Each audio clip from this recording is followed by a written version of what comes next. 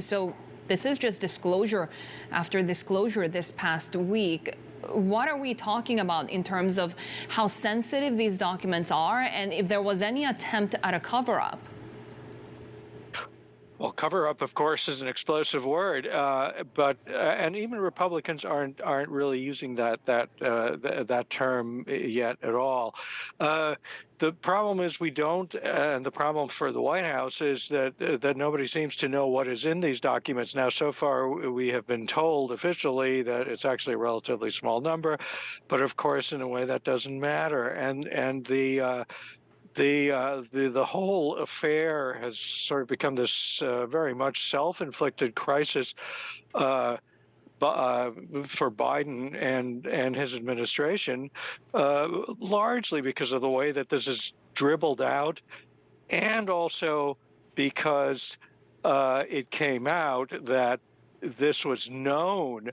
The first initial batch of documents were discovered a few days before the midterm elections in November, but of course, the word on that only came out last week. So there, sort of in a nutshell, you have the political risk and some of the the missteps, if you like, that have characterized the crisis management here. We saw President Biden delivering a sermon in Atlanta over the weekend, really testing out the waters when it comes to this expected re-election. Does this crisis, self-inflicted as it appears, impact this? Short answer is we don't know yet, and Biden hasn't given any sign. There was renewed speculation in recent days that he's getting very close, and that could happen. That he would announce that he's running for re-election in 2024, sometime maybe in February.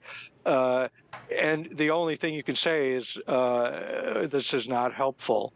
For example, we heard from a stalwart Democratic Senator, Debbie Stabenow of Michigan, on the Sunday political talk shows, who, when pressed, said, look, this is embarrassing, and I'm sure the White House would have preferred things to go very differently at this particular point in time.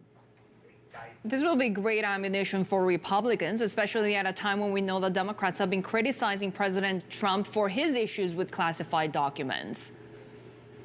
It will be. At the same time, of course, we all have to remember that President or former President Trump is under criminal investigation for a similar, or if you like, larger case of failing to turn over or, of taking classified documents with him. We all remember the FBI raid at Mar-a-Lago last year.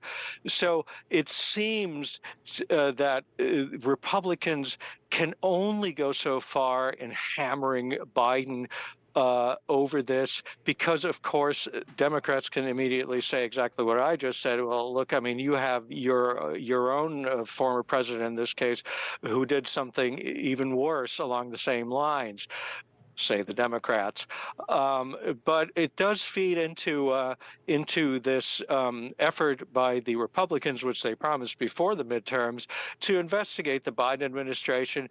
And this is kind of an easy intro into another strand of those investigations. And we heard from some Republicans now saying, well, it is a matter of national security, and we need to look at this, and the White House needs to be more forthcoming.